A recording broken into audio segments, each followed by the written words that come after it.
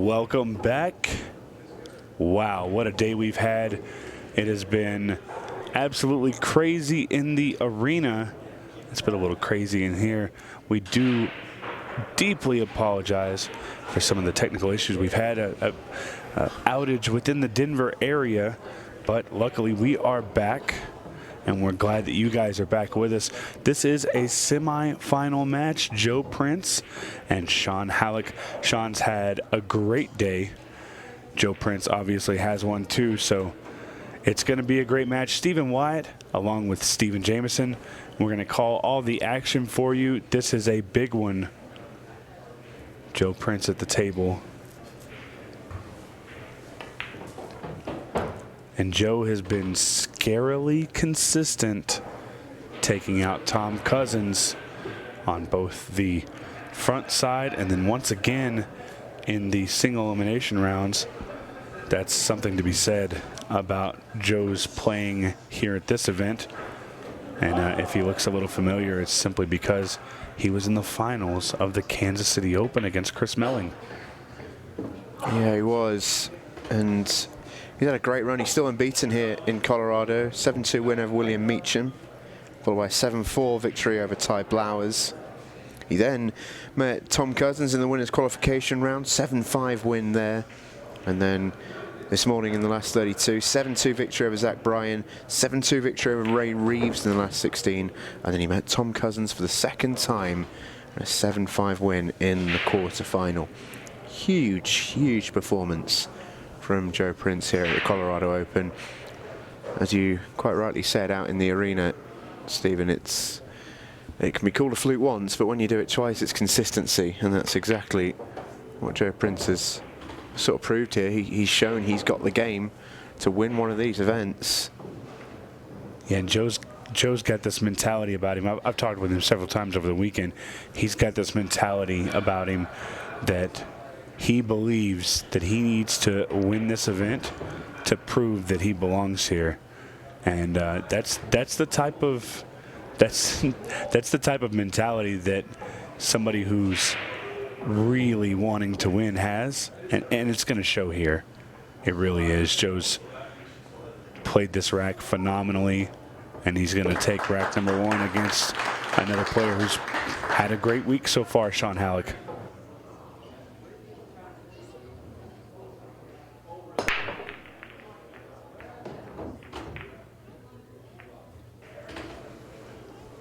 Wow, and Shawn Hallock here, our first real look at him. I watched him play a little bit on one of the outside tables, and he did come to impress with his dress. That's a phenomenal shirt. I'm in love with it. And we'll see how he can manage to get through this first rack. He's got a big breakout in his opening shot.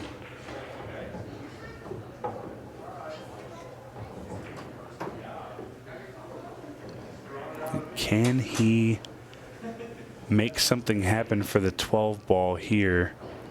It has a pocket. It's just a difficult pocket to get to.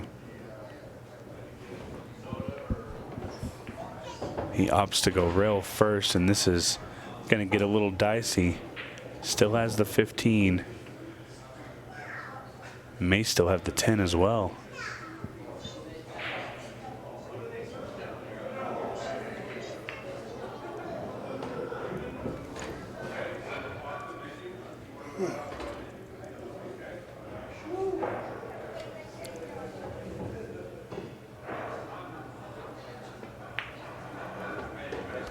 And Shawn's got a little bit of body language on some of his shots. I know a couple guys that play like that.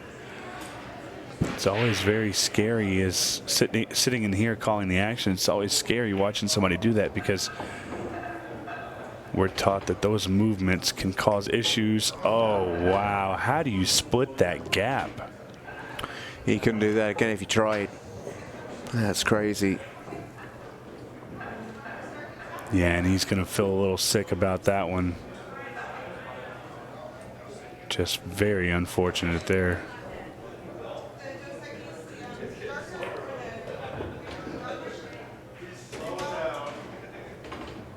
And the only person that didn't mind the error is going to be Joe Prince. And he's got a very simple layout here to steal the game from Shawn Hallock.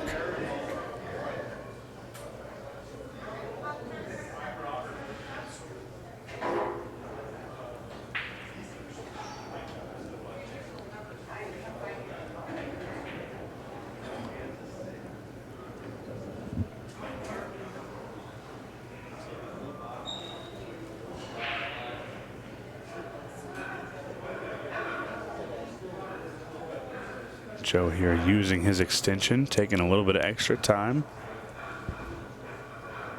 Very smart move there. I'm not sure I'm in love with this shot. Yeah, it feels like a slightly strange way to go around things. I mean, it's definitely workable, but I feel like he could have gotten position with just about anything other than follow through there. But if it's effective, can you fault it? Well, we'll soon find out if it's effective.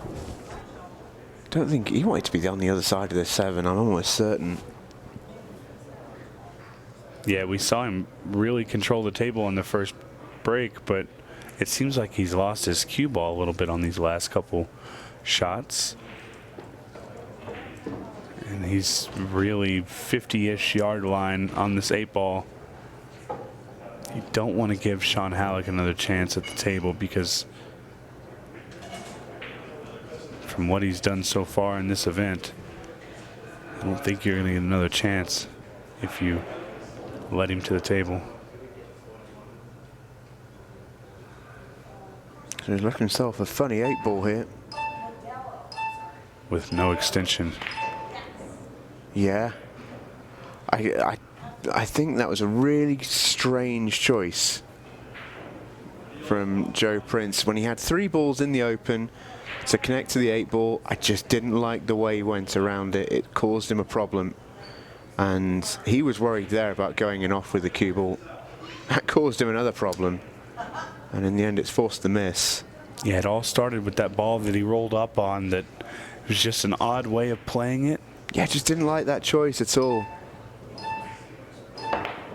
Oh, wow. Oh. Well, I mean, that's extraordinary.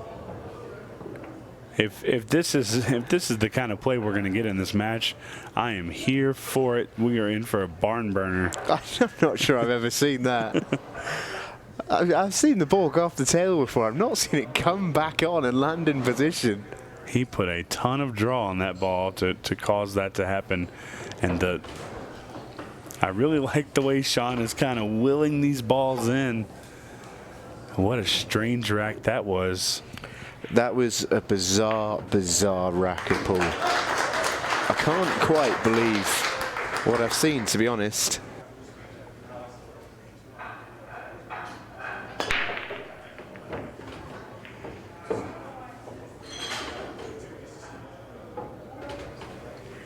Joe's using a very unique break. Very, very unique. Look at the positioning of the ball. He's almost playing an odd cut break on the first ball. It's just balls are going in all over the place. It's very, very wild. But he's had success. I heard earlier that he made 7 balls on the break against Tom Cousins the first time they played. Well, if you're going to find a way to beat Tom Cousins, that'll do it. Might be the only way to beat Tom Cousins. Yeah, don't you know it? Considering he's the only one that's done it twice this weekend, other than Justin Bergman in the finals of the shootout, who we'll get to see next. Justin Bergman and Jordan Shepard is our other semifinal match, followed by 3 finals matches. I believe we're going to kick things off with the juniors, followed by the ladies, and then culminating with the winner of this match and the winner of Jordan and Justin.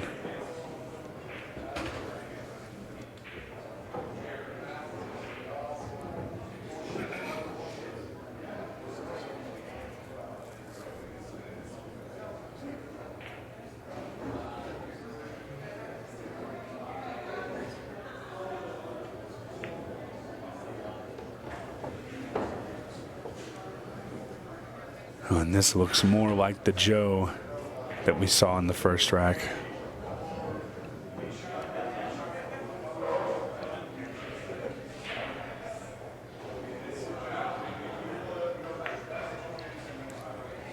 He kind of laid off of that one. Deceleration on the stroke.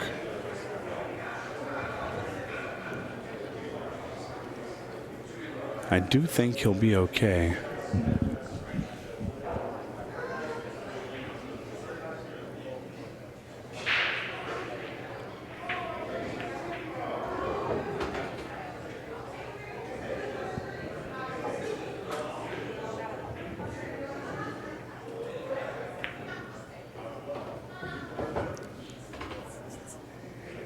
Another strong showing on Joe's break. He's going to take the lead 2-1. Well, it's what's really carried him all the way through this tournament, and that's not to, throw any shade on anything that Joe's done, in open table and his patterns and his routes and his execution. You don't get to this stage of a tournament without playing really, really well. Lots of people interested to see how this match goes. And Shawn's going to make a ball on the break. The layout doesn't look too bad.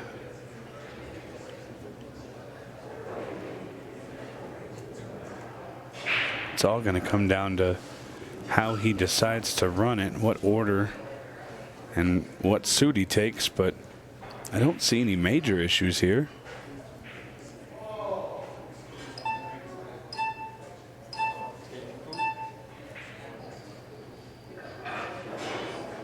Shawn's going to use his extension. Something you see pretty often is the extension used right on the break as you're trying to figure out your pattern. These extensions are 15 seconds. Just in time.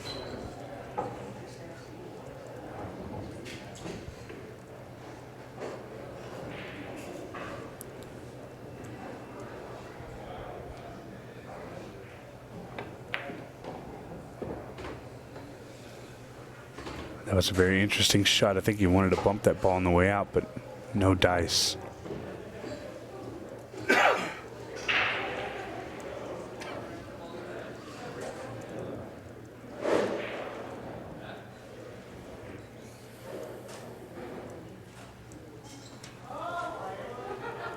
And he's going to have a big shot here. Plays it off the rail using all of the pocket. Great shot by Shawn. Very difficult to judge this TV table if you haven't spent any time on it this weekend, and neither of these players have. But he made a good one.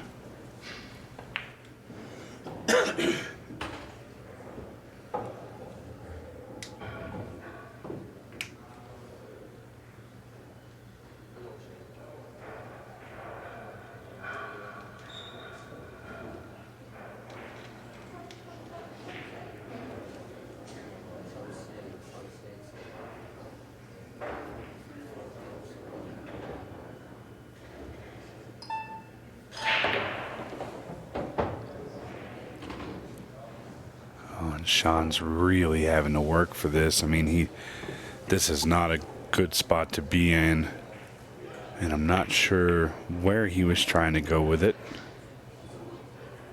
and I'm not sure what he was trying to do there, other than maybe leave the cue ball close to the 13. That's a very, very odd predicament that he was in, and I think the shot clock might be getting to Mr. Hallock here. Yeah, it is a change to what Shawn's been used to. He's had a few absolutely incredible results today, and you don't get those by not being a good player, but he has all been on the outside tables. Came through Brett Terry 7-2 in the first round, Brett Snowden 7-3 in the second, got bumped to the loser side in the winners qualification round, then beat Marcus Genson 6-1, and then the story really began for Shawn Hallock. 7-6 win over Chris Melling first thing this morning. 7-6 win over Chris Reinhold in the last 16, and a 7-5 win over Eric Picard in the quarter-final. These two, maybe to some before this event started, two surprise names to be in the semi-final. But when you look at who they've beat, you can't say they've not earned it. Yeah, that's for sure.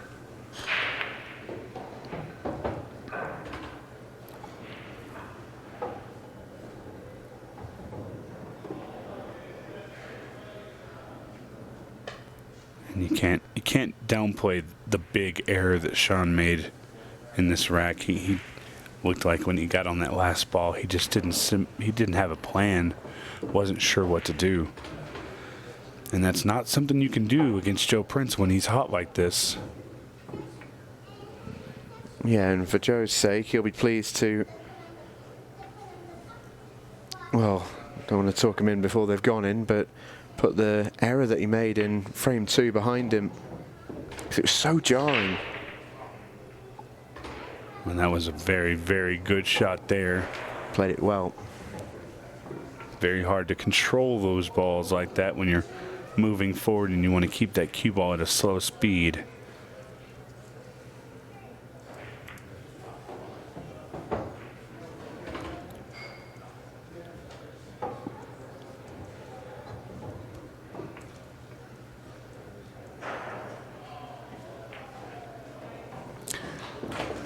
Well, and a big mistake from Shawn Hallock there.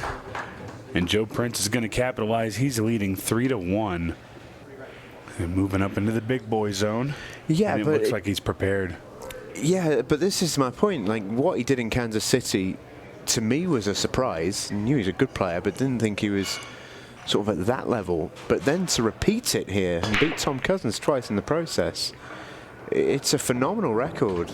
And, yeah, as you quite rightly said, right at the top of this match, once could be a fluke, but twice is consistency. And that's what Joe's showing is this is now his level, especially in this form of the game.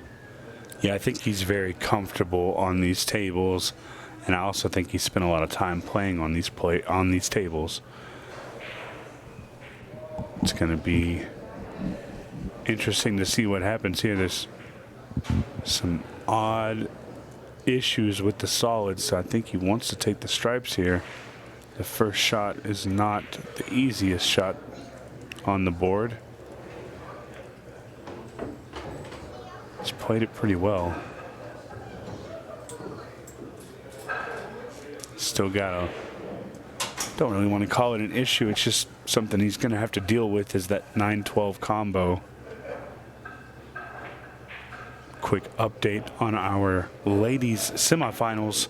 Amy Beecham trailing 5-2 against Kennedy Maiman. Sophia Mast up 4-2 over Tara Connors.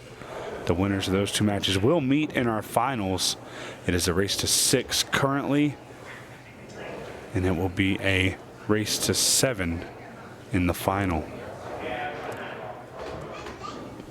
Sophia Mast looking to go back-to-back as the ladies champion, and maybe even add a juniors championship to it, as she's going to face Kaden Herbach, the reigning champion, as a rematch from our final of the Kansas City Open. So much good pull here, and Sophia and Kaden really showing that they are a staple for the Ultimate Pool USA tournament events. Joe Prince looking to do the same. He's gonna need that ball to slow down. I think it's just slowed in time. That is another error there from Joe Prince. Could just be the table catching him there. This is his first time in this match on this main arena table. He was trusting a little bit to luck there, and he's come up smelling of roses. Yeah, you got to be lucky to win these. You can't rely on all skill, because, well, luck's just a factor that you need sometimes.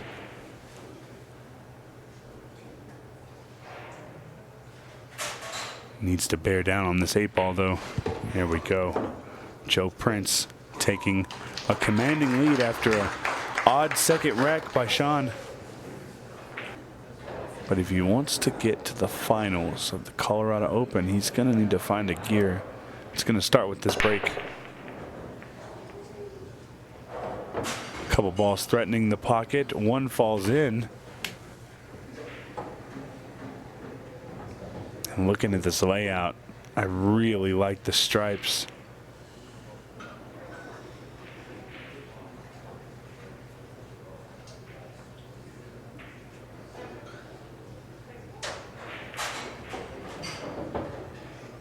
I think really the only thing he's going to have to work around is just making sure that he plays the 12 ball confidently, because it can go awry with where the 3 ball is.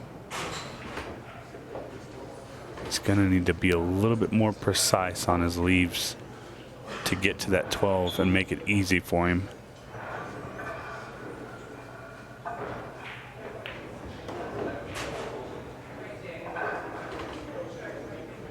This is such a key rack here for Shawn.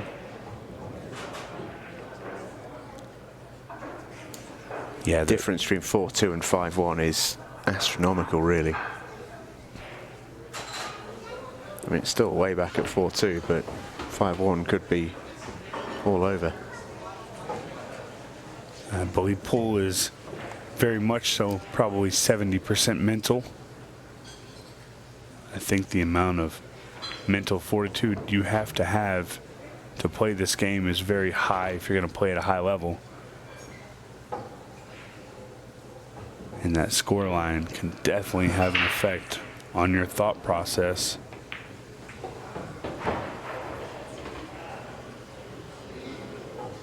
This has been an encouraging rack if you're a Shawn Hallock fan. It's been an encouraging rack if you're Shawn Hallock, let alone just absolutely. a fan of his. Very good. And you can hear the admiration of the crowd appreciating the fact that Shawn was able to get out there.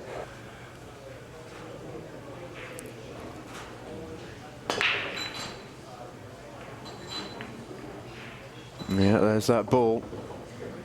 So reliable. Look at these spots. Look at those. Yeah, the 10-14, when you first glance at it, maybe it looks a little messy, but the 10 ball goes into the side pocket. There's not too many issues here. Well, I think he underhit this one a little. Get a little bit more speed on that. You got the 10 on the side, but he underhit it pretty badly, actually. Yeah, he's in a spot bowler.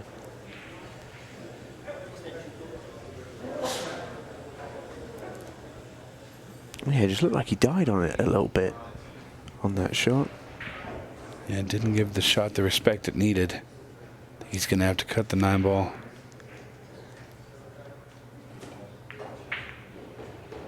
Well, what he lacks in getting shape on that last ball, he made up for in making that tough shot on the 9. Now he's going to be back in line. And I have to think he's a favorite to get out of here.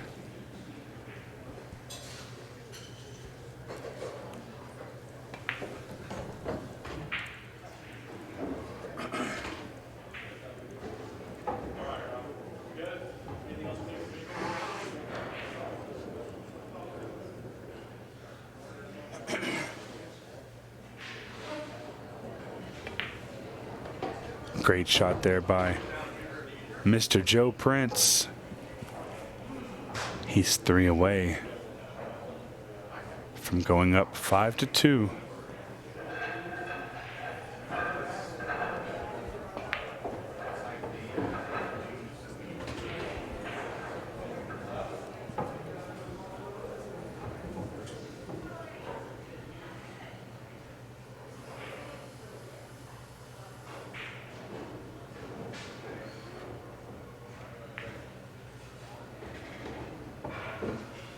Good positional play on the 8 ball. Yeah, he's recovered.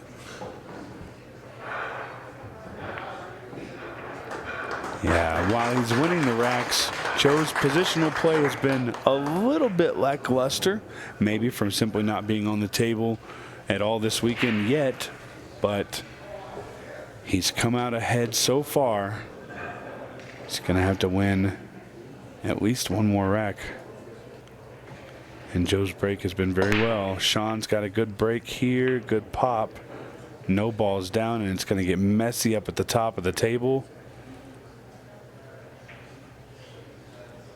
So it is dry, but it is rough.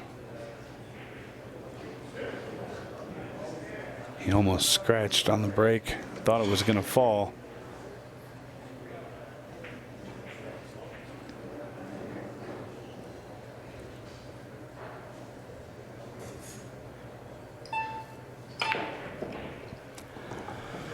Well, there's always a couple different ways to do something. That's not the way I would have done it, but Joe Prince throws his power into it and sends the cue ball into the pack as hard as he can, and looks like he's going to have a shot if this 4-ball goes into the side pocket.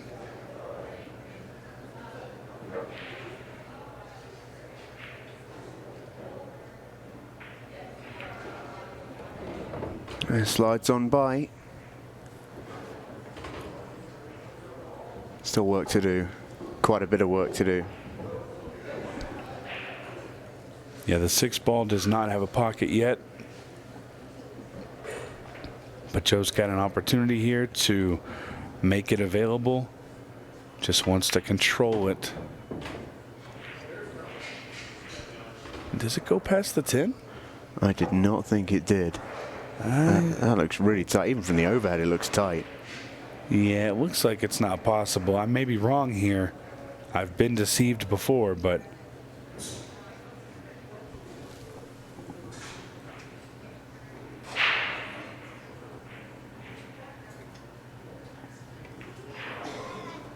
well, there you go, it did. well, But he's not where he wanted the cue ball. That was the biggest problem. Connecting the rest of this finish is far from easy. yeah, he solved one problem, created another. If he'd have bumped into that 3-ball and knocked it over the side pocket, this rack is over. He's still got to play a couple of shots here. Oh, he got a bit of luck there. He got a little bit of luck there. That 15 could, or the 12 rather, I think it is, could easily have caused him a major headache. Yeah, I think he's still got a problem here. He's tree-topped over the 12, and being that the 3-ball is either on it or slightly off, this is a very difficult shot to execute.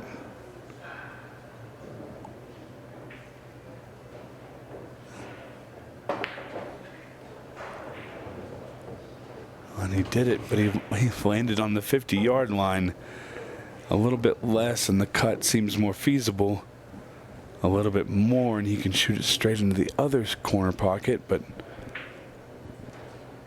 he's going to have a big angle here.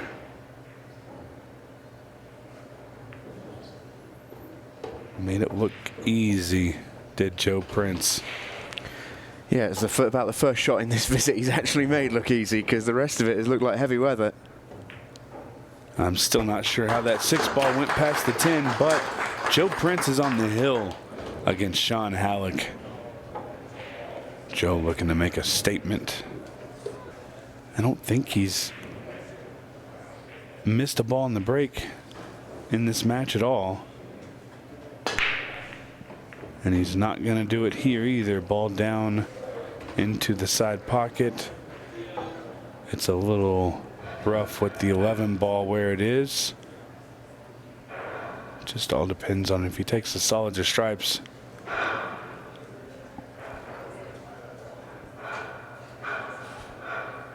He's going to go ahead and take the stripes here. So he'll have to contend with the 11. But I think it's fairly easy to move it out or move it away.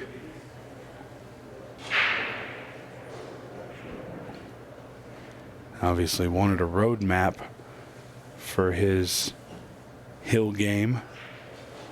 He's going to have to work a little hard for it.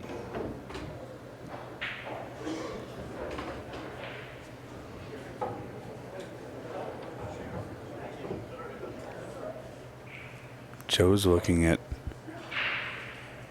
could be looking at just bumping the 3 ball and shooting the 11 in the top right-hand corner.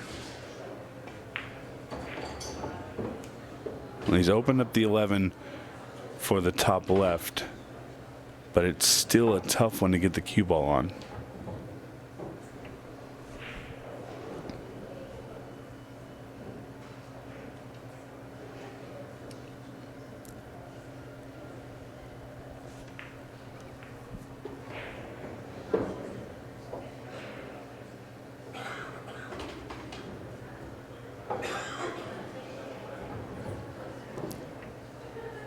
If I'm Joe, I really don't want to try and play shape to get in the space between the 8 and the 15, because there's not much between that 8 and rail. Yeah, but it looks like that's what he's going to try and do. I feel like the bump would be more feasible. He did not play the bump at all. He simply played for the shape. It's a very precision shot. He's cushion first here.